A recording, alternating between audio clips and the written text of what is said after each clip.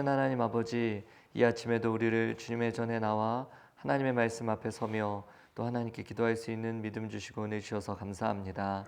주님 앞에 엎드릴 때마다 하늘의 위로가 함께하는 은혜 누릴 수 있도록 도와주시고, 또 우리 삶에 있는 여러 가지 어려움들과 고민들과 또 기도의 제목 가운데 신실하게 응답하시는 하나님 만나게 하여 주옵소서. 이 아침도 모두 주님께 온전히 의탁드리오며 사랑이 많으신 예수님의 이름으로 기도드립니다. 아멘.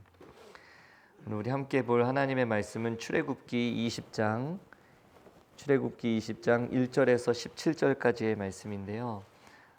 우리 출애굽기 20장 1절에서 6절까지만 함께 읽겠습니다. 출애굽기 20장 1절에서 6절까지 우리 한 목소리로 함께 읽겠습니다. 출애굽기 20장 1절에서 6절까지의 말씀입니다. 하나님이 이 모든 말씀으로 말씀하여 이르시되, 나는 너를 애굽 땅 종 되었던 집에서 인도하여 낸 내 하나님 여호와니라. 너는 나 외에는 다른 신들을 내게 두지 말라. 너를 위하여 새긴 우상을 만들지 말고, 또 위로 하늘에 있는 것이나 아래로 땅에 있는 것이나 땅 아래 물속에 있는 것에 어떤 형상도 만들지 말며 그것들에게 절하지 말며 그것들을 섬기지 말라. 나 내 하나님 여호와는 질투하는 하나님인즉 나를 미워하는 자의 죄를 갚되 아버지로부터 아들에게로 3, 4대까지 이르게 하거니와, 나를 사랑하고 내 계명을 지키는 자에게는 1000대까지 은혜를 베푸느니라. 아멘. 오늘 우리가 보는 본문은 십계명에 해당됩니다.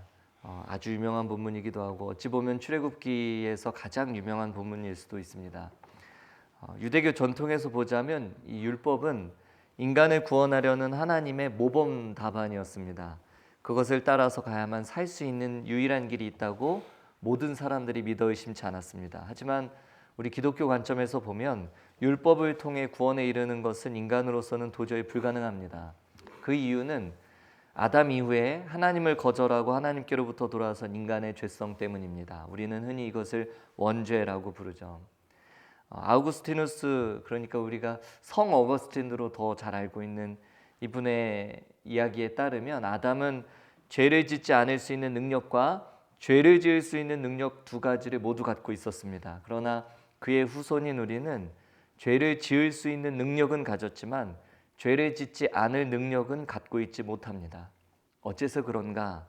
아담의 죄가 여전히 우리에게 영향을 미치기 때문입니다.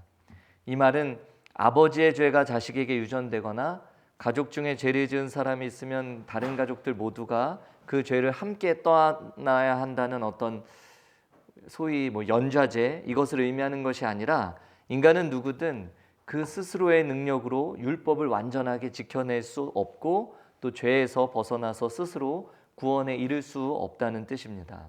이런 관점에서 율법의 기능은 우리 죄의 현상을 드러내고 또 죄 지은 사람으로 하여금 그 죄를 인식하게 하는 것입니다. 그래서 바울은 로마서에서 율법으로는 죄를 깨달음이라 이렇게 이야기합니다. 그리고 죄가 율법 있기 전에도 세상에 있었지만 율법이 없었을 때에는 죄를 죄로 여기지 않았다라고 선언합니다.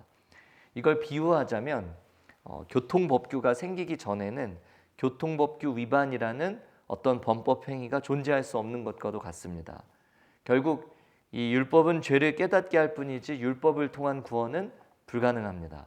그렇다면 우리가 방금 읽은 이 십계명 역시 오늘날 신약시대 또 은혜의 시대인 오늘날에는 그냥 필요 없는 율법, 버려야 할 율법으로 여겨야 하는가입니다. 오늘 본문을 보시면 하나님께서 시내산에서 모세에게 주신 계명은 모두 합해서 10개가 넘지 않습니다. 그래서 우리는 이것을 가리켜서 십계명이라고 부르죠. 그런데 구약 성경에서는 이 10개의 계명이 613개의 계명으로 확대됩니다. 그리고 유대 문서에 나타난 기록들을 보면 계속해서 더 많은 계명들이 파생되어서 율법은 그 수를 헤아릴 수 없을 정도로 많아졌습니다. 그러다 보니 나중에는 아무리 많은 규정과 규율을 만들고 또 만들어도 오히려 부족하게 되었죠. 그렇다면 어째서 하나님께서 주신 이 10개의 계명이 그 수를 헤아릴 수 없을 만큼 이처럼 많아지게 된 걸까요? 이유는 꽤 간단합니다. 사람들의 두려움 때문이었습니다. 구원이 오직 율법을 잘 지키느냐 그렇지 못하느냐에 따라 결정된다고 믿으면 그때부터 사람들은 실수로라도 율법을 어기게 될 경우에 구원이 취소될 수도 있다는 두려움에 묶여버립니다. 따라서 만일 구원이 오직 율법에 의해서만 좌우될 경우에 누구든 자기도 모르는 사이에 율법을 범하고 또 구원을 잃어버릴 수도 있기 때문에 사람들은 온갖 율법에 더 신경을 곤두세울 수밖에 없습니다. 그러면서 이 10가지 계명을 철저하게 잘 지키기 위한 세부 규정들을 계속해서 만들어내기 시작했습니다. 예를 들어서 안식일을 기억하여 거룩하게 지키고 안식일에는 어떠한 일도 해서는 안 된다라는 이 4번째 계명을 문자 그대로 잘 지키기 위해서 안식일에 낳은 달걀은 먹어도 되는지 또 안식일에 우리 아이를 안아도 되는 것인지 아닌지 고민합니다. 또 정결한 그릇에서 이제 불결한 그릇으로 물을 옮길 때 이 물이 딱 쏟아졌을 경우에 이 정결한 그릇에 담겨 있는 물까지 불결하게 되는 것은 아닌지 이런 쓸데없고도 불필요해 보이는 일까지 염려하고 두려워해야만 했습니다. 왜 그랬다고요? 철저하게 못 지키면 구원이 취소될 수도 있다고 생각했기 때문입니다. 즉 율법을 통해서 구원을 획득한다는 것은 늘 이러한 의미가 담겨 있었고 이것은 열심히 율법을 지키고 또 지켜도 또 다른 두려움만을 만들어낼 뿐이었습니다. 그래서 이런 경우에 사람들은 매사에 율법사들에게 달려가서 그들에게 물어봤는데 그때마다 율법사들은 그 상황에 맞는 새로운 율법을 또 만들어 주었고 그 율법의 수는 점점 기하급수적으로 확대된 것입니다. 더 재미있는 예를 들자면 안식일에 아이를 안는 것은 허용되었습니다. 하지만 돌을 들어 올리는 것은 허락되지 않았습니다. 돌을 드는 것은 일에 해당된다고 본 것이죠. 그렇다면 이번엔 이 안식일에 돌을 들고 있는 아이를 안는 것은 어떤지를 걱정하게 되었습니다. 그래서 다시 율법사에게 달려가 물어볼 수밖에 없었습니다. 이처럼 두려움이 또 다른 율법을 낳았고 그 율법들이 다시 더 많은 두려움을 불러왔습니다. 바로 이것이 지금도 끊임없이 반복되는 율법주의의 시작이자 또 전모입니다. 그러나 여러분, 히브리인들이 만들어낸 율법들과 또 오늘 우리가 읽은 이 십계명은 근본적으로 다릅니다. 우선 십계명은 사람들의 두려움 때문에 스스로 만들어낸 것이 아닙니다. 하나님께서 직접 그의 백성들에게 주신 계명입니다. 십계명은 애굽에서 종으로 살던 자신의 백성들을 해방시켜서 육체적으로 그리고 정신적으로 자유롭게 살도록 하신 하나님께서 이번에는 보다 궁극적이고 또 절대적인 자유, 곧 인간의 죄성으로부터 해방되는 영혼의 자유를 주시기 위해서 허락하신 일종의 자유선언입니다. 그러니까 십계명은 우리에게 죄로부터 해방된 삶이 가진 자유와 기쁨을 누리게 하시려는 하나님의 의지입니다. 그렇기 때문에 하나님은 십계명의 서문에서 스스로를 이렇게 소개하십니다. 사실 이게 가장 중요한데요. 출애굽기 20장 2절 말씀입니다. 나는 너를 애굽 땅 종되었던 집에서 인도하여 낸 내 하나님 여호와니라. 이 말씀에 십계명을 주신 하나님의 의도가 다 담겨 있습니다. 애굽 땅 종되었던 그 땅에서 우리를 인도하신 분, 우리에게 자유를 주신 분, 그분으로 하나님은 스스로를 소개하십니다. 바로 그분께서 애굽에서 종되었던 백성들을 자유하게 하셨듯이 이제는 죄와 또 죄로 인한 두려움으로 짓눌린 우리를 자유케 하십니다. 그리고 이제는 하나님의 백성, 또 하나님의 자녀로 온전한 자유를 누릴 수 있도록 10가지 계명을 우리에게 허락하십니다. 십계명은 본래 하나님께서 2개의 돌판에다 새겨주셨는데 본질은 우리의 자유와 연결되어 있습니다. 왜 우리의 자유와 연결되어 있는가? 첫 번째 돌판에 기록된 4가지 계명, 첫 번째부터 4번째까지의 계명은 우리가 자유인으로서 인간이 하나님과 올바른 관계를 형성하기 위한 최소한의 요구 조건을 기록해 놓으셨고, 두 번째 돌판에 5번째 계명부터 10번째 계명까지 이 6가지 계명들도 인간과 인간이 자유인으로서 올바른 관계를 유지하는 데 필요한 최소한의 사회적인 규정을 담고 있습니다. 하나님의 백성이 하나님 나라의 자유인으로 행복하게 살아갈 수 있도록 그의 자녀들에게 허락하신 사랑의 구체적인 실현입니다. 따라서 십계명의 각각 조항들은 다른 사람들을 함부로 판단하고 함부로 정죄하는 수단으로 사용해서는 안 됩니다. 너 십계명 4번째 어겼어. 너 십계명 6번째 어겼어. 이런 식으로 누구를 정죄할 수 없습니다. 아무에게나 적용해서도 안 됩니다. 흔히 그런 무용담을 들어본 적이 있습니다. 집에 차려놓은 제사상을 용감하게 엎어버렸다고. 제1계명을 잘 지키기 위해서 그렇게 했다고. 그러나 그것은 제1계명을 잘 지킨 게 아닙니다. 또 이런 이야기도 들어봤습니다. 점집마다 꽂혀있는 깃발들을 밤에 몰래 가서 다 잘라버렸다고. 우상숭배 금지 규정을 잘 지켰다 이렇게 이야기하는 소리를 들었지만 그것 역시 우상숭배 금지 규정을 잘 지킨 게 아닙니다. 왜 그럴까요? 그분들은 하나님을 알지 못하는 그분들은 아직 하나님의 백성, 하나님의 자녀가 아니기 때문입니다. 십계명의 적용 대상이 아니라는 뜻입니다. 하나님의 백성이 우상을 섬기는 것이 우상숭배지 하나님의 백성이 아닌데 우상숭배자라고 저주하고 정죄하는 것은 이치에 맞지 않습니다. 쉽게 말씀드려서 십계명은 하나님의 백성, 하나님의 자녀로 자유롭게 행복하게 살라고 우리에게 주신 계명이지 다른 사람들 판단하고 정죄하라고 주신 계명이 아니라는 뜻입니다. 이런 하나님의 마음이 처음 2계명에 가장 잘 반영되어 있습니다. 제1계명 너희는 내 앞에서 다른 신들을 섬기지 못한다. 이 1계명 우리에게 주신 이유는 이것은 당시 고대 근동에 만연했던 다신관을 저격하고 있습니다. 이스라엘은 그 수를 헤아릴 수 없을 만큼 많은 신들을 섬기는 다신관의 세상, 애굽에서 400년이 넘도록 노예로 살았습니다. 그런 세상에서 대대로 나고 자란 사람들이 바로 이스라엘 사람들입니다. 물론 출애굽을 할 당시에 이 출애굽 사건을 통해서 이집트의 모든 신들보다 훨씬 더 뛰어나고 우월하신 여호와 하나님을 경험한 이스라엘 사람들은 비교적 이집트의 신들을 다 버리고 여호와 하나님을 섬기는 일이 조금 더 비교적 수월했을지도 모릅니다. 하지만 과연 하나님께서 이 이집트 안에서는 이집트의 신들을 벌할 만큼 그렇게 능력 있는 하나님께서 이집트 밖에 있는 신들보다 강할지 혹은 약할지 아직 확인해 보지 못했습니다. 따라서 이스라엘 백성이 제1계명 너희는 내 앞에서 다른 신들을 섬기지 못한다. 이 계명을 온전히 따르기 위해서는 하나님께서 이집트에서 보여주셨던 그 능력이 이집트 바깥에 있는 다른 지역, 다른 세상에서도 동일하게 일어날 수 있다는 믿음이 필요했습니다. 그렇기 때문에 제1계명은 이 신들의 세상 속에서 살았던 히브리 민족에게는 엄청난 믿음과 결단을 요구하는 계명이었습니다.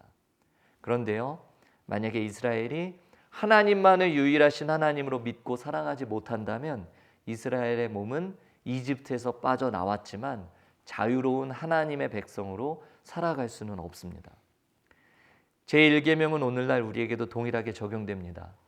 교회에서는 하나님이 나의 하나님이시지만 교회 바깥의 세상에서는 하나님보다 더 큰 위용을 떨치고 있는 학교의 신도 있고 가정의 신도 있고 직장의 신도 있고 사업의 신도 있고 건강의 신도 따로 있다면 우리는 구원받은 하나님의 자녀로 자유롭게 살 수 없습니다. 내게 좋은 것이 가장 좋은 위치에 오르게 될 때, 가장 좋으신 하나님의 자리를 내게 좋은 것이 차지하게 될 때 우리는 우상숭배자가 됩니다. 우상숭배는 그 우상의 노예가 되기 때문에 결코 하나님의 자녀로서 자유를 누릴 수 없습니다. 노예가 어떻게 자유를 누릴 수 있겠습니까? 그래서 우리를 구원하신 하나님은 우리에게 주신 이 자유를 온전히 누리면서 살 수 있도록 하나님 앞에 다른 어떠한 신도 두지 말라고 명령하셨습니다. 제2계명 너희는 너희가 섬기려고 위로 하늘에 있는 것이나 아래로 땅에 있는 것이나 땅 아래 물속에 있는 어떤 것이든지 그 모양을 본떠서 신상을 만들지 못한다. 이 계명은 어떨까요? 하나님의 형상을 본따서 신상을 만들지 못하게 하신 것은 우상 숭배를 금지하신 동시에 하나님을 잘못된 방식으로 숭배하는, 잘못된 방식으로 예배하는 행위 역시 금지하고 계십니다. 당시 이스라엘이 살았던 세상에서 신은 어떤 특정 영역에 존재하기 위해서 신상을 필요로 했습니다. 신상 아시죠? 네, 새로운 상품이 아니라 우상을 본떠서 만든 신상이 필요했습니다. 고대인들은 신들이 무소부재하다라고 믿지 않았기 때문에 신상을 만들어서 인간이 접근할 수 있는 그 위치에 신을 모셔두려고 했습니다. 그러나 고대 근동의 이런 전형적인 신관이 우리 여호와 하나님께는 적용되지 않는다는 점을 분명하게 말씀하십니다. 하나님은 신상이 있어야만 이 지역과 저 지역을 넘나들 수 있는 그런 분이 아니라 어느 곳에나 계시며 언제든지 계실 수 있는 분임을 못 박아 말씀하고 있습니다. 마치 하나님을 다른 고대 근동의 신들처럼 꼭 신상이 있어야만 여기저기에서 활동할 수 있는 그런 존재로 여기지 말라고 제2계명을 명령하셨습니다. 실제로 당시 이스라엘 백성들은 이 신상이 없는 하나님을 믿고 의지하기가 굉장히 힘들었습니다. 왜냐하면 내 곁에 신상이 있어야, 눈에 보이는 신상이 있어야만 신이 나와 함께 한다고 믿었던 이 고대 신관 안에서 평생을 살아왔던 사람들이다 보니까 그런 신관을 씻어내기가, 한 번에 씻어내기가 여간 어려운 게 아니었습니다. 그래서 이스라엘 백성들은 신상이 없는 하나님께서 정말 그들과 함께하고 계신지를 매번 수시로 시험하고 또 의심했습니다. 맨눈으로 볼 수 없는 신을 신상을 통해서 보는데 익숙했던 사람들이 이 신상 없는 하나님을 믿고 따르는 일은 절대 쉽지 않았던 것입니다. 그래서 그들은 늘 하나님께서 자신들과 함께 계시는지를 묻고 또 물었습니다. 우리가 앞에서 봤지만 불과 6개월 안에, 그 짧은 기간 안에 이스라엘 백성들에게 하나님은 이집트의 10가지 재앙도 보여주셨고 구름 기둥과 불 기둥의 기적도 보여주셨고 홍해를 마른 땅과 같이 지나가게도 하시고 쓴 물이 단물로 변하는 기적도 보여주시고 하늘에서 떨어지는 만나와 메추라기 등의 기적을 경험하게 하셨습니다. 그럼에도 불구하고 여전히 이스라엘은 모세와 하나님께 뭐라고 물었는가? 계속해서 이 질문을 하고 있습니다. 하나님께서 정말 우리 가운데 계시는가? 하나님께서 정말 우리 가운데 계시는가? 눈에 보이는 신상이 없으니 이런 엄청난 기적을 체험하고 보여줬음에도 불구하고 여전히 이스라엘 백성들은 하나님께, 그리고 모세에게 묻고 있습니다. 하나님께서 정말 우리 가운데 계시는가? 신상 없이 하나님께서 우리와 함께하고 계시다는 믿음을 갖는 것이 얼마나 어려운 일인지를 잘 보여줍니다. 그런데 우리라고 다를까요?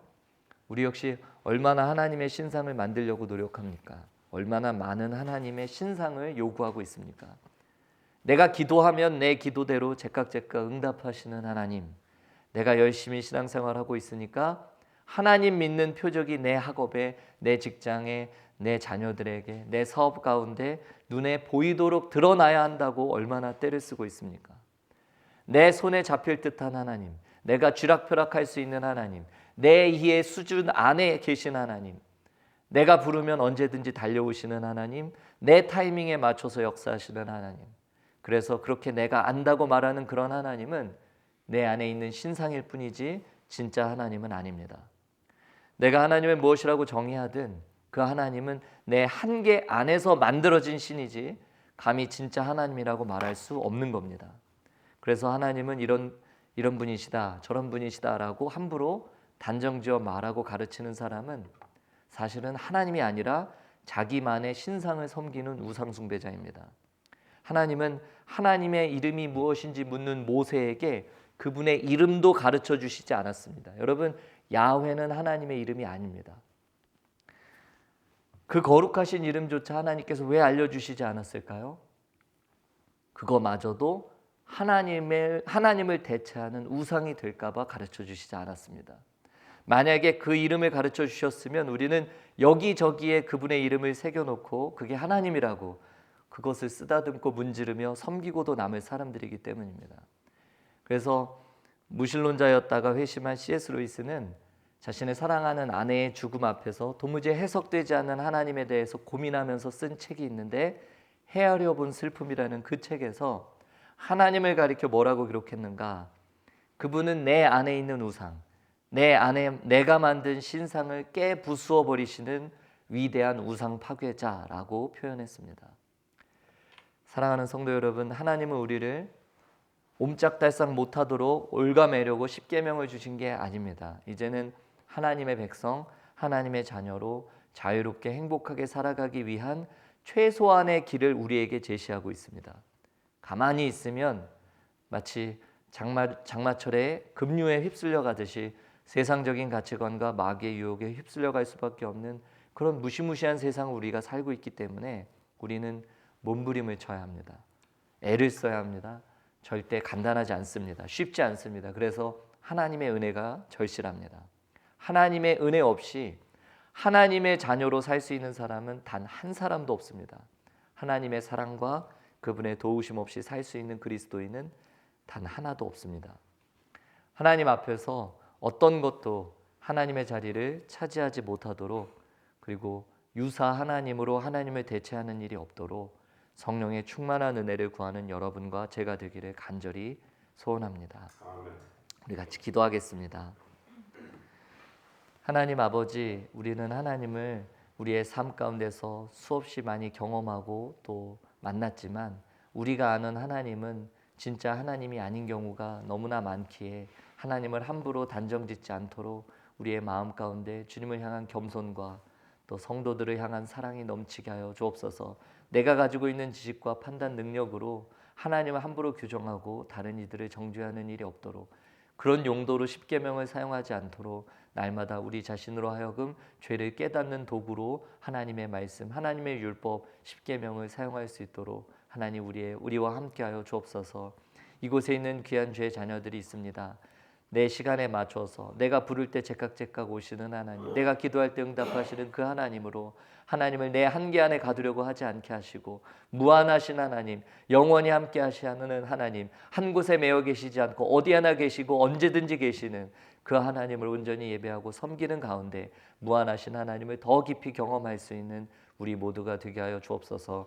각자 가지고 있는 학업과 가정과 또 직장과 삶의 자리 가운데 우리 하나님께서 직접 찾아가 주셔서 하나님 다양한 모습으로 우리 삶 가운데 역사하실 때 그 하나님을 기쁘게 맞아들이고 그 하나님을 기쁘게 예배할 수 있는 우리 모두가 되게 하여 주옵소서. 하나님께서 우리와 늘 동행하심으로 말미암아 우리의 삶이 늘 주님 안에서 충만한 인생 될 수 있도록 복에 복을 더하여 주옵소서.